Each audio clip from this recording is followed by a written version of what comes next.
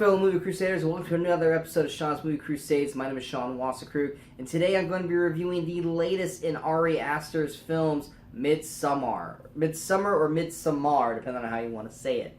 Now, Ari Aster is a kind of relatively brand new director. He came in last year with one of my favorite films of last year, hands down, and that is Hereditary. I know some people are kind of on and off about the film. Some people were expecting it to be a crazy, insane horror film based off how the advertisements were. But it ended up being a fantastic film done, in my opinion, beautifully by the first half of the film, the first hour and a half of the film being about, family tragedy, guilt, loss, mental disease, stuff like that. And then they got the horror bits at the end, which didn't feel tacked on because through a second watch through, you could tell that this director has a keen eye of dropping hints and breadcrumbs throughout the film for it to flow beautifully. And usually his films require a multiple watch through. So when he had Midsommar, I'm gonna call it Midsommar, not Midsommar. But when Midsommar, when we saw the first trailers for that, two things ran through my mind. One, this is going to be a very intense film, and two, we got another cult film, which is kind of how Hereditary went. And so while I was excited for the film overall, I was really like, okay, cool, but I can't wait to see what he does his third movie around and go away from like the cult kind of thing, because I don't want him to be kind of a one-trick pony when it comes to his directing. But yeah, I mean, the movie looks gorgeous according to the trailer, and you just know that it's going to be a mental mind F going into it. So let's go ahead and jump into the review and see how I thought of it. The general plot of Midsommar is you have these four friends, and is it four or is it five? It's five friends, sorry, five friends. And one of them is dating a girl, and they've been dating for quite a while, and she's, at least according to the guys, she's a handful. She has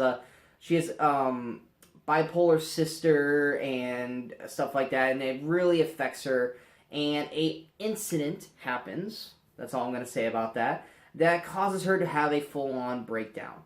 And then through the course of that, she finds out that her boyfriend and his three friends are getting ready to go on a trip to Sweden because one of the friends has lived his life in this small village community, and they're getting ready to have their summer solstice. And he wanted to invite them there because it's something that only happens once every 90 years. So the girl gets dragged along, or she kind of gets coaxed into going, even though they didn't want her to go. And basically, shit happens there. That's the best way I can explain it without going too deep into it. But yeah, that's the general kind of plot to Midsommar. Now, what works with Midsommar? A lot of what works is what worked with Hereditary. Ari Aster is a visionary when it comes to filming and directing and how he wants the movie to look. He's every shot in this film is an artistic masterpiece, just like it was with Hereditary. And the big difference between this and Hereditary is where Hereditary is naturally dark, meaning like the color scale's dark, everything's got kind of a dark hue to it. This one's incredibly bright and vibrant and colorful. And it's a real trip, especially because they do take a lot of drugs in the movie, so there's a lot of trippy visuals that happen in the film to even make you feel like you're on a trip as well. But every shot is gorgeous. From beginning to end, every shot is beautifully done. It looks amazing. So yeah, if you want some fantastic visuals, whether it be something you want to watch or some things that you really don't want that great of a visual on, Midsommar's going to have it because Ari Aster shoots every shot with purpose and precision. And just when you think it's a nothing scene, there's something in that scene that he's trying to relay to you, or something that's trying to tell you, which may require a second viewing to see it after you've seen the events of the film.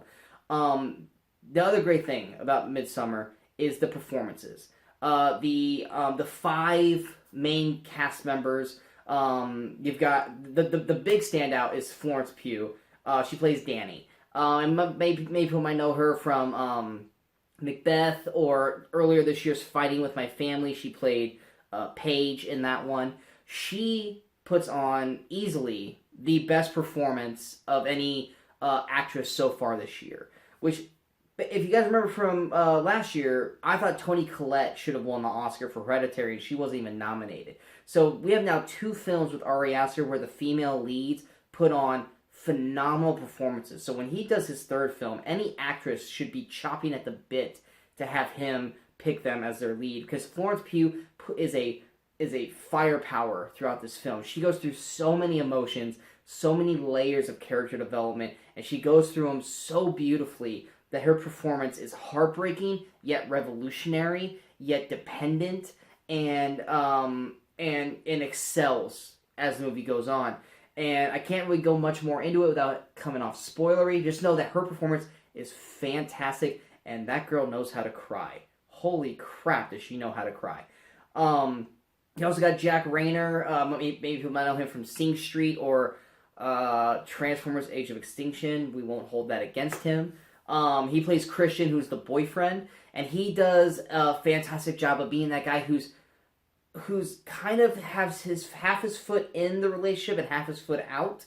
Like, when he wants to care for her, he's actually a very caring boyfriend. But when he doesn't care about her, he's just a class A asshole about it. And Jack Rayner does a fantastic job of teetering that line between caring boyfriend and a guy who really just wants out of a relationship.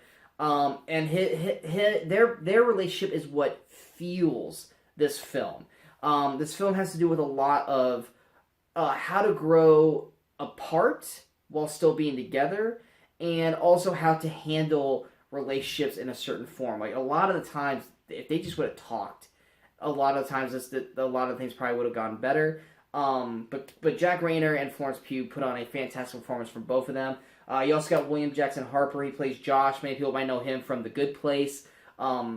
He's solid in his role. You also have Wilhelm Bloomgren. He plays Pele. He's the guy who lives in this commune, who's friends with them, who brings them over. I really liked him and his performance. I thought he was great all the way throughout. He's not anyone I've ever seen before, so he's definitely someone I'm going to keep my eye on here in the future. And then, of course, you got Will Poulter.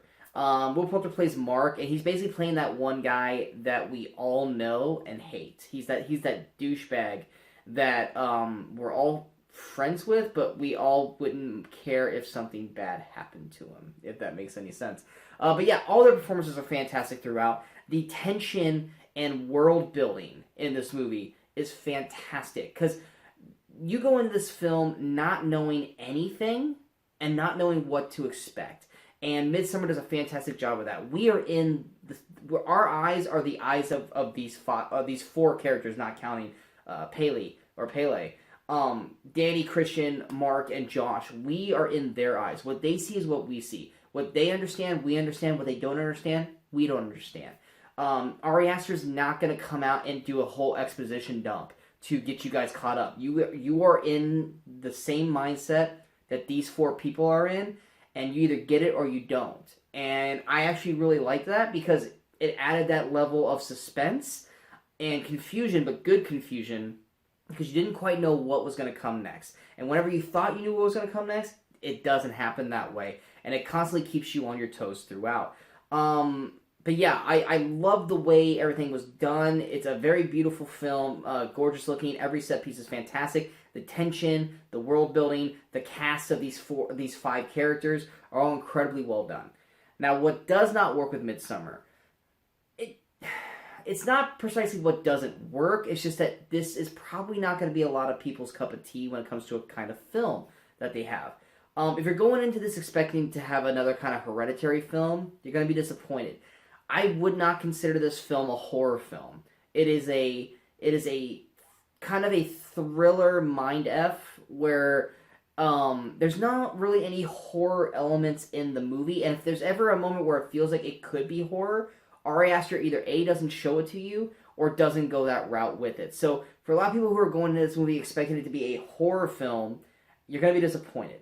This is literally a movie about growth, separation, and moving on with the past behind you, and then trippy, crazy stuff happening as well. But it's not really. I didn't really feel like it's a horror. I felt it more like a thriller. And so for the way they're advertising the film on commercials, I know they keep showing the disfigured character. His name is, I think, Ruben in the film. They really are making a focus point of him in the trailers and the advertisements. He's not a big character. He literally has like 3 or 4 scenes in the movie, and they're very, very small. So don't go into this movie expecting to see him a whole lot or for him to actually be an important character. It's just that's really the one crazy thing they could probably show you that happens in the movie that isn't a spoiler. So sorry if that's something that was a big sell for you, because it's not anything huge in the film overall. But yeah, it's this, like like me personally, I love what they did. I thought it was a fantastic job by the director and the cast. This is just not my kind of movie. It's not one like Hereditary where I feel like I need to watch it again and rewatch it again. It's one of those, to me, it's like a one and done. I'm happy I saw it. I'm glad I got to be in the experience, but it's not something that I probably would ever go see again or rewatch unless someone is really asking me to do it. There's a lot of awkward scenes. Ari Aster really goes out of his way to try to make you feel uncomfortable, to the point where a lot of the people in my theater were laughing, not because the moment was funny, it's because they just really didn't know how to either A, comprehend it, or how to react to it being in a theater with a bunch of people. There are funny moments in the film. Don't make me think that that's the only reason why people laugh. There are some funny moments in the film, definitely more than in Hereditary, but there are particular scenes where people were laughing and it wasn't a funny moment. It was more or less they were real uncomfortable and they just did not know how to react. And there's one particular scene towards the end that's really going to be high on people either laughing because they're uncomfortable and just hoping that the scene ends. And then there's a big scene in the middle that anyone who's watching it knows what's going to happen. We're waiting for it to happen, but we're in it with the cast, and we're waiting to see how they react to it. Some people, this scene might be a little too gruesome for some, and it might cause some people to kind of maybe walk out, because it is a very, very rough scene, especially when it comes to psychologically for one of the characters personally. But it was also incredibly well done. And for people, like I said earlier in the film, people who want everything to kind of be explained to them and like expositioned and say, this is why this is happening, this is why this is happening, this is why this is happening, you're not going to get that with this movie. You either A, need to pay really, really close attention to all the clues that Ari Aster is dropping throughout the film, or just accept what's happening on screen. And some people aren't going to like that. There are a lot of people that need to have everything explained to them and don't want to have to think too hard. This is a thinking person's film. It's a very, very art-heavy film, but it's up to a lot of interpretations, and it's up to a lot of you having to kind of figure stuff out as it goes, because no one's going to help you out. Which could kind of come off as a negative for some. I personally didn't care about that. I actually didn't mind that, but I was also prepped for that because I knew how Ari Aster was as a director. But yeah, not a lot of negatives. It's just, this isn't my kind of film. But overall, in terms of recommendation, for the art house people, or for the people who want to see a beautifully shot film with a fantastic cast, going through a very weird journey, then 100% recommend this movie. Anyone who's a fan of Hereditary, I would recommend it because of the director. It's his second film and he does a fantastic job with it, but don't go in expecting to have another Hereditary. This is not anything like Hereditary, so just go in with an open mind, and also try to go in with as least amount of information about the film as possible, because the journey of not knowing what's happening is all a part of the experience when it comes with Midsommar. But yeah, so, I mean, like I said, I can't necessarily recommend this for everybody, because this is not a film for everybody. For the average moviegoer who just wants to go and watch scary stuff or explosions or anything like that, this is definitely not the movie for you. For people who want to watch a enriched story of, weird, crazy stuff happening with great character development, especially for one in particular, and beautifully shot films, then go out of your way to see this movie overall, because I think you guys will enjoy it. It's just not a movie that you may go back and rewatch multiple times. But yeah, so I hope you guys enjoyed this review for Midsommar. If you guys did, go ahead and hit that like button. And if you like this review is worth sharing, go ahead and hit that share button. But most importantly, don't forget to hit that subscribe button to the channel so that way you guys stay up to date with all the latest videos that pop up on Sean's Movie Crusades. And also don't forget to follow us on all the social media outlets you see below. And also don't forget to leave some comments. Let me know what you guys thought of Midsommar. Or if there's something you would have liked to have seen differently done in the film, or anything that, or if you liked it or not. And what are some other films you would like to see reviewed on the channel? I'm open to reviewing films if you guys recommend them. Just feel free to leave them in the comments below. Coming up next, you're going to have the review for Spider-Man Far From Home. And then next week, we've got Stuber coming out. So be on the lookout for that review as well. And until next time, in case I don't see you, good morning, good afternoon, and good night, Movie Crusaders.